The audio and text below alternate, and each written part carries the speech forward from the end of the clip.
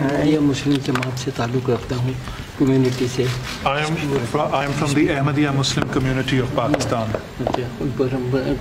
74 में हमको गैर मुस्लिम अक़लियत करार दिए गए। In 1974 we were declared non-Muslims. हमारे घर भी लूट लिए, हमारी दुकानें भी लूट ली। Our houses and shops were looted. कई घरों को आग लगा दी।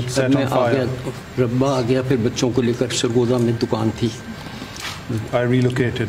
तो फिर यहाँ पर भी अभी मुझे किताबें काम करता था, तो किताबों पर उन्होंने सजा दी। I was a salesman and then I was in prison for 5 years for selling books. और 5 साल कैद व मुशक्क़त और 6 लाख रुपए जुर्माना।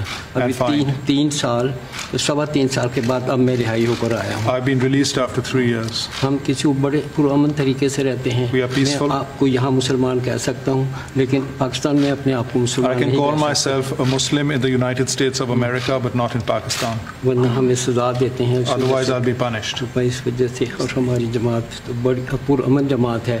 किसी को लोग गालियाँ देते हैं, घर जलाते हैं, हम किसी को कुछ नहीं कहते, अल्लाह पर छोड़ते हैं। We have never retaliated and left everything to God.